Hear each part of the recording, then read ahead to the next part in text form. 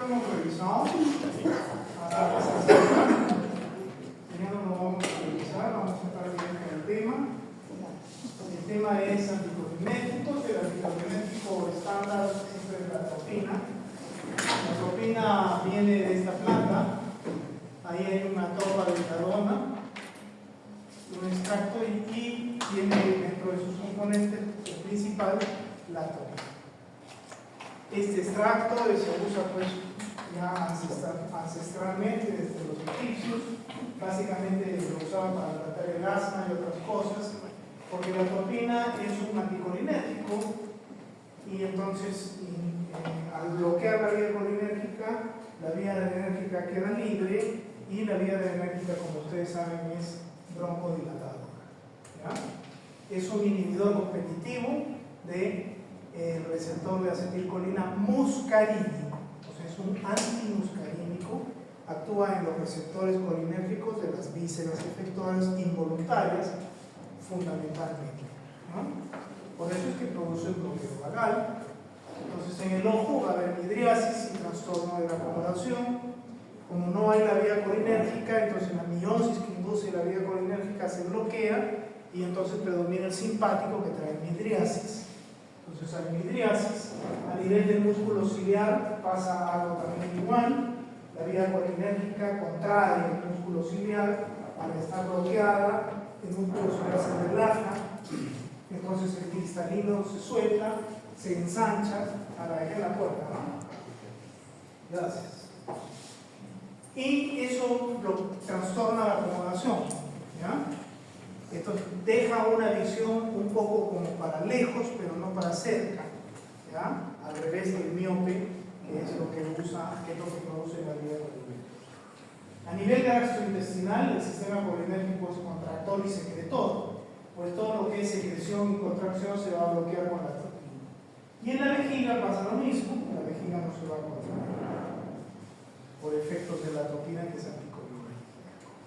A nivel de las secreciones, va a bloquear las secreciones, va a bloquear las secreciones mucosas, las secreciones salivales, todas las secreciones intestinales y la sudoración también. Las glándulas sudoríparas tienen inhibición adrenérgica o sináptica, como hemos visto, adrenérgica. Pero esa innervación, siendo adrenérgica por sináptica, se produce el neurotransmisor que liberan esas neuronas postsinápticas simpáticas, es la acetilcolina, o sea, son vías colinérgicas. Al bloquearse, el sudor se bloquea.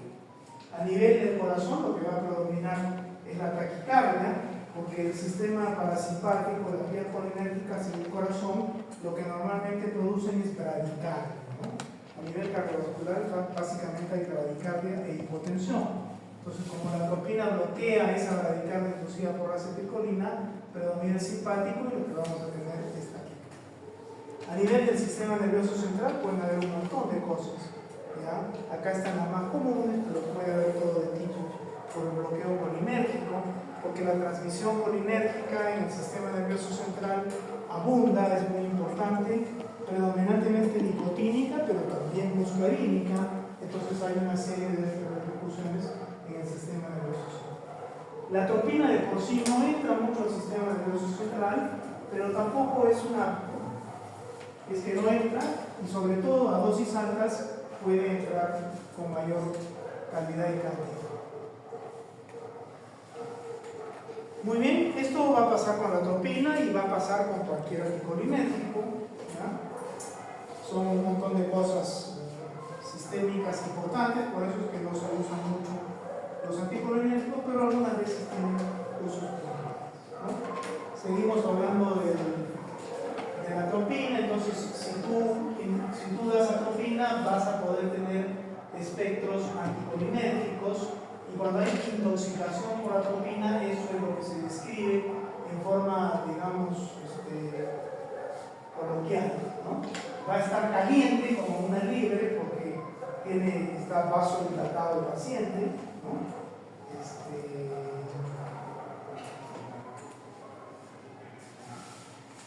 Está rojo por una razón parecida, está ciego porque ya hemos dicho que hay trastornos de la coordinación y hay midriasis, entonces lo va a poder ver. está seco porque no tiene secreciones por ningún lado, ni bronquiales, ni salivales, ni sudoríparas, y está medio loco por todo lo que pasa a nivel neurológico, ¿no? Tiene su orden de suceder esto, pero no necesariamente es una ley, pero sí van a ir produciéndose síntomas anticolinérgicos progresivamente con el uso de la atropina.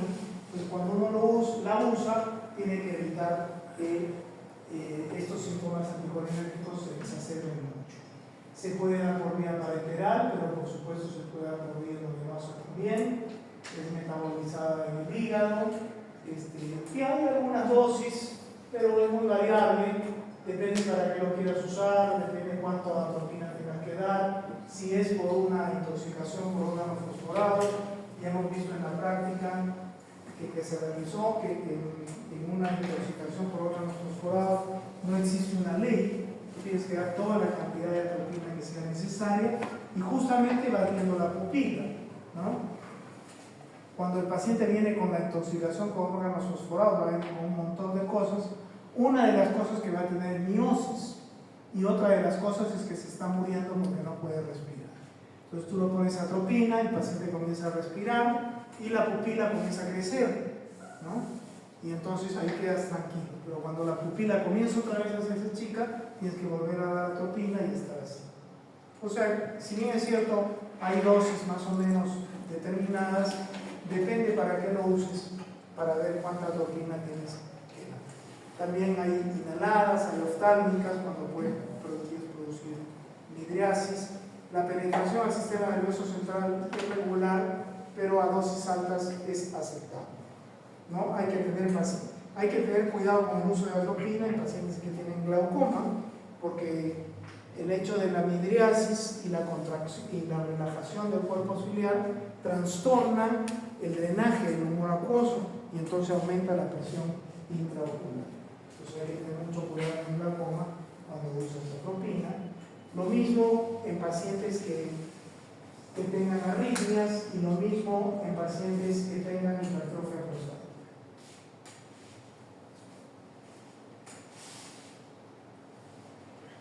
Bueno, otras cosas de la atropina es el tratamiento de detección de los órganos fosforados. Es el único tratamiento, porque así tú tengas recuperadores de enzima, de nada te van a servir si no tienes atropina, ¿no? Puedes usar atropina para controlar las secreciones, para dar una anestesia general, o si eres un odontólogo que quieres controlar, o otorrino, ¿ya? Cuando hay una bradicardia, puede también darse atropina. Esto como lo más común y lo que enfrentan los anestesiólogos. Cuando su paciente hace bradicardia, normalmente es por un estímulo colinérgico inducido por los fármacos. Entonces lo que hace el anestesiólogo es justamente dar atropina en dosis ya reguladas para resolver el problema. Y se usa en la reversión de los bloqueantes neuromusculares.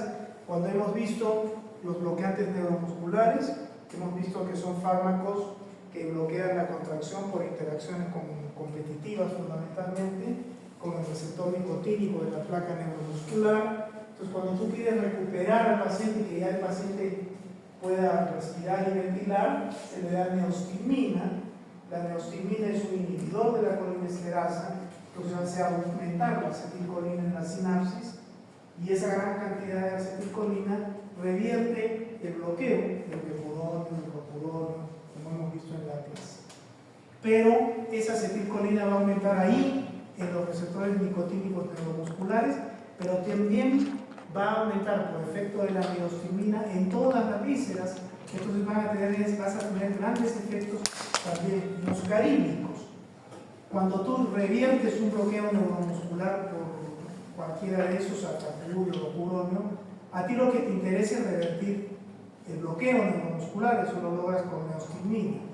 Pero todo lo que la neostigmina te induzca a nivel colinérgico, o sea, muscarínico, ya no nicotínico, sino muscarínico, no te interesa.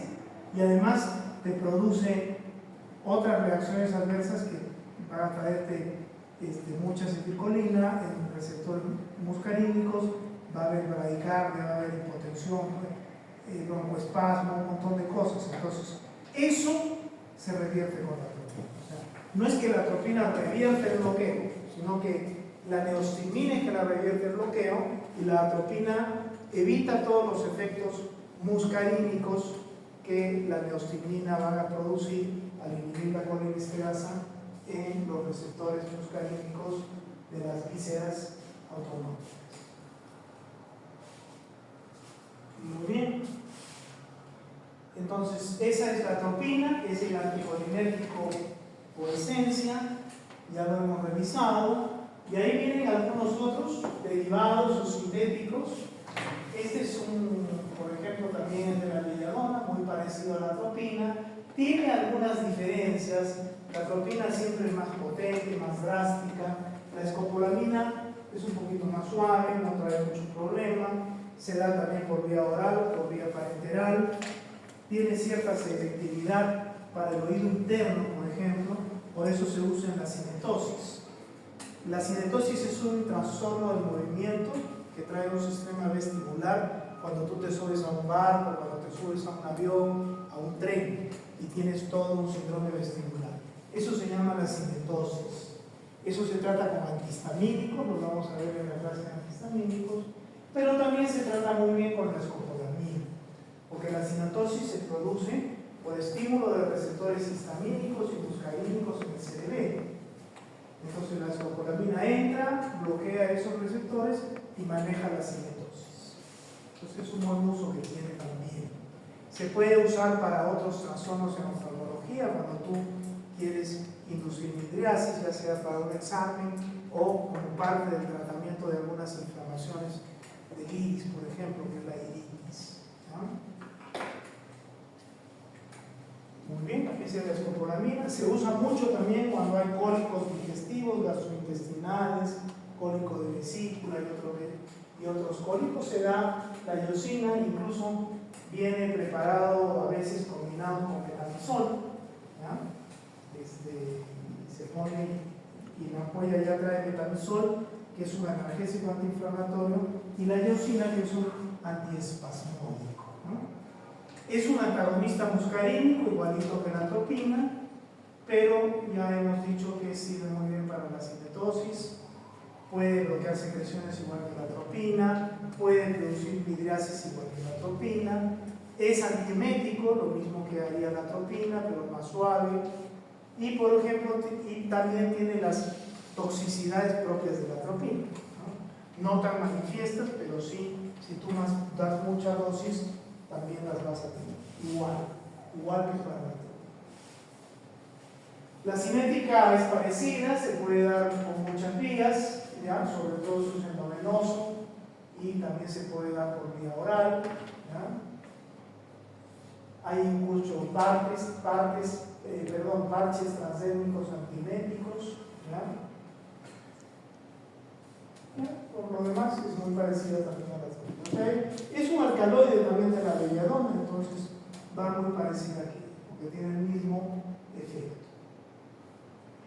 Las reacciones adversas, por ende, son parecidas a las de la atropina, problemas anticolinérgicos. Todo esto son problemas anticolinérgicos.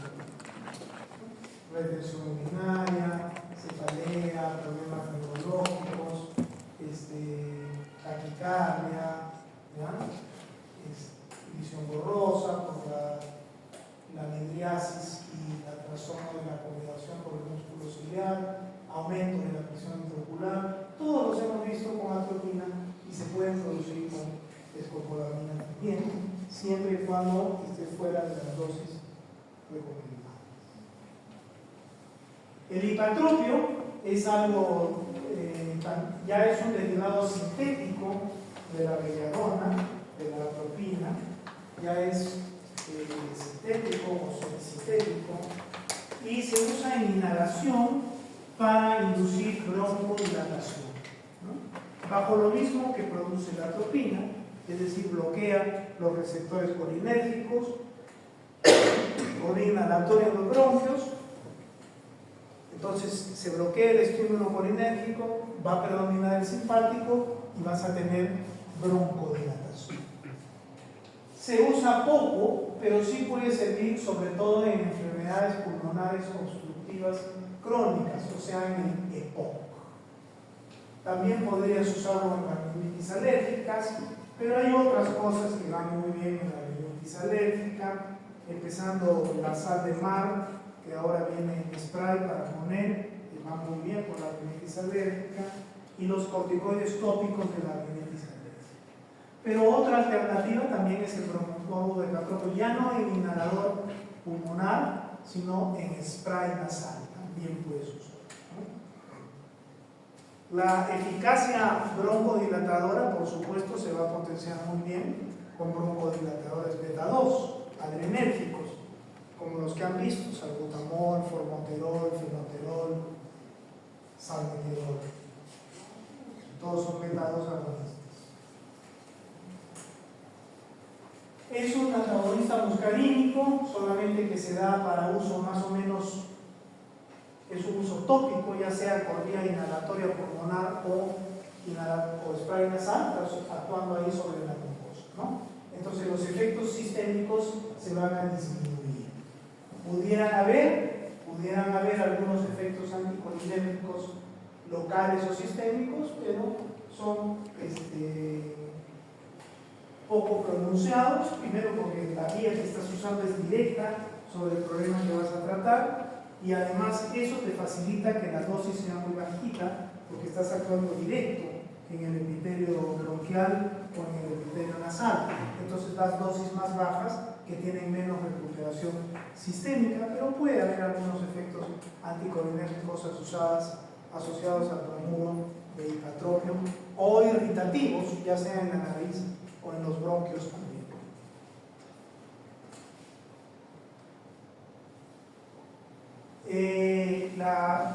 La vía inhalatoria o el spray nasal hace que la cinética sea elemental, pero bueno, si uno quiere analizar, este fármaco tendrá que ser metabolizado y excretado.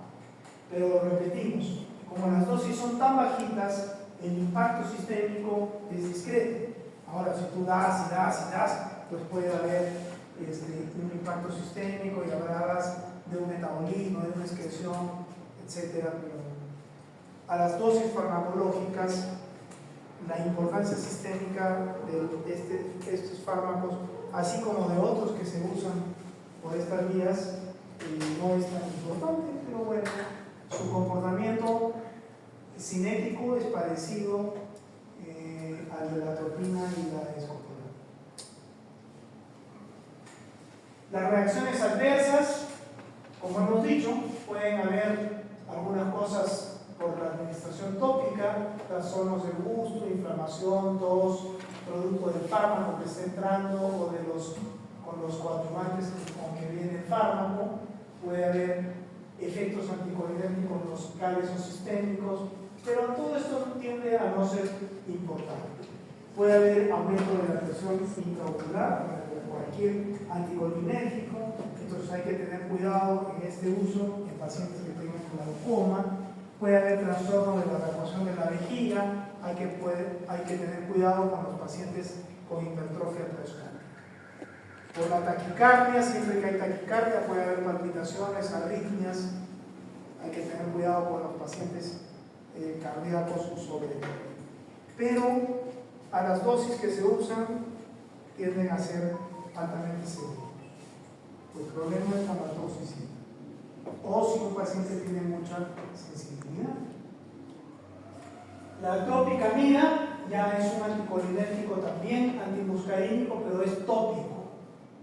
Tópico porque se usa en el ojo para inducir miriasis. ¿Cómo actúa la tropicamida? Igualito que la tropina, solamente que la está poniendo tópica.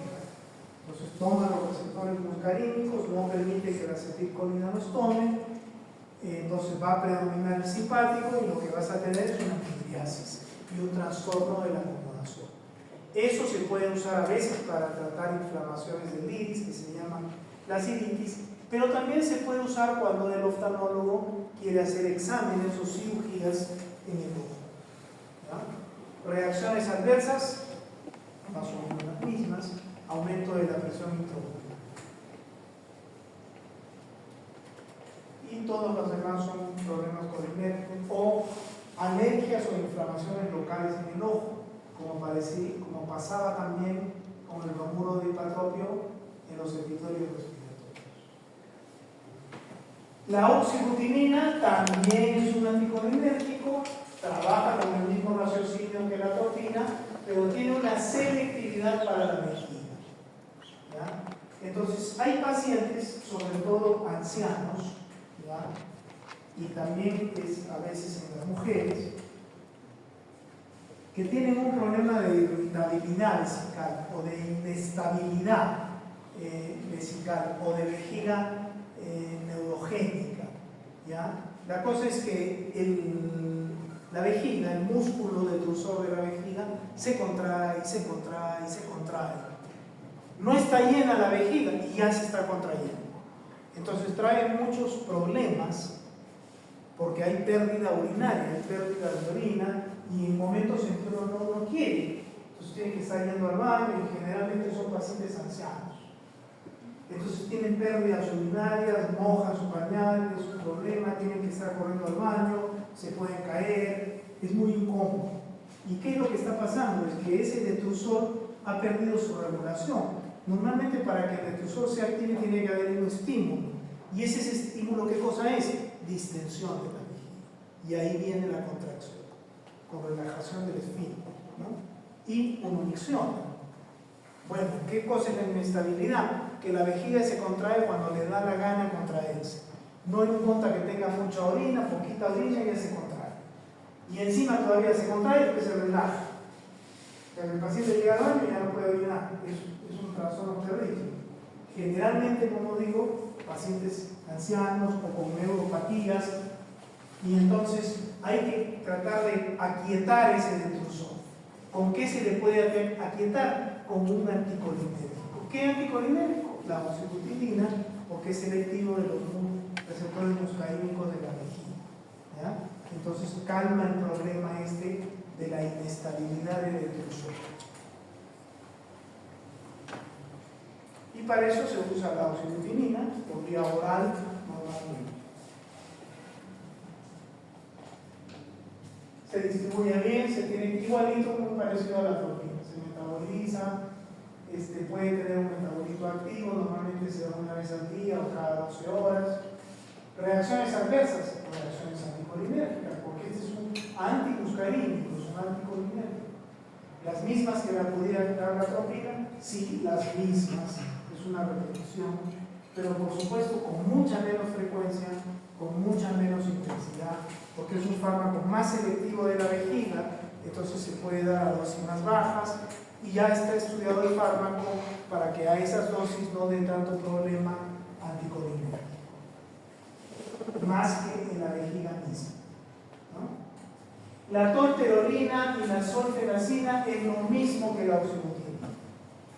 Tienen algunas ventajas, menos reacciones adversas, relativamente vienen después de la oxybutinina, pero es la misma chola, es la misma cosa.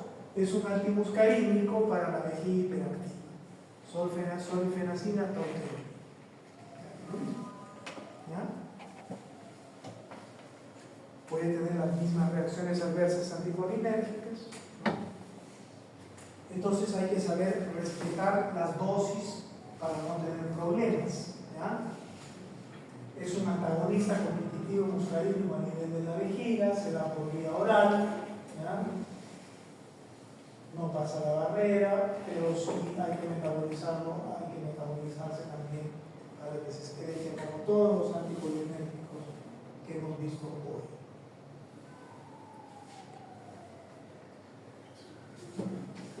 ¿Ok?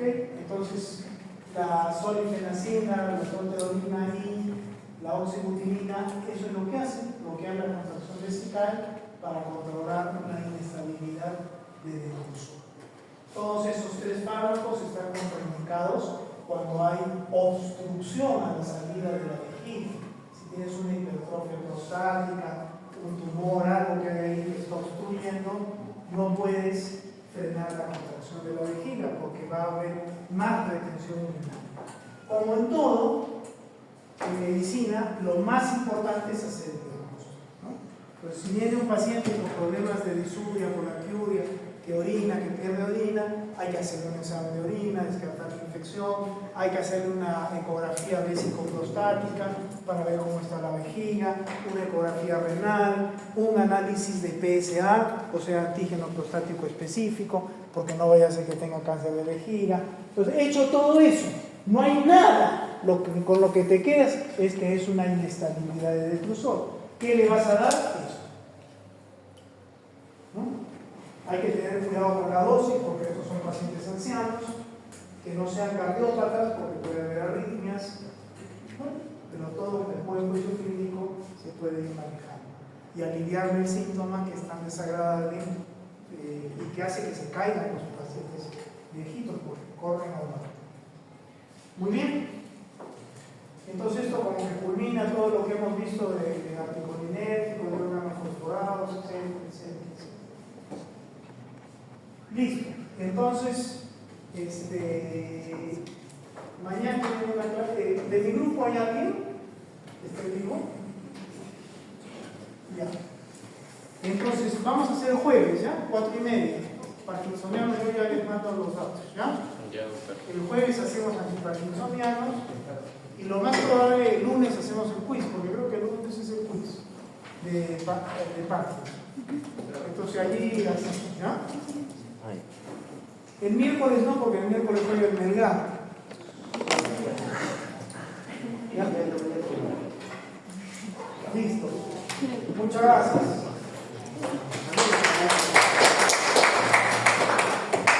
Entonces el jueves 4:30.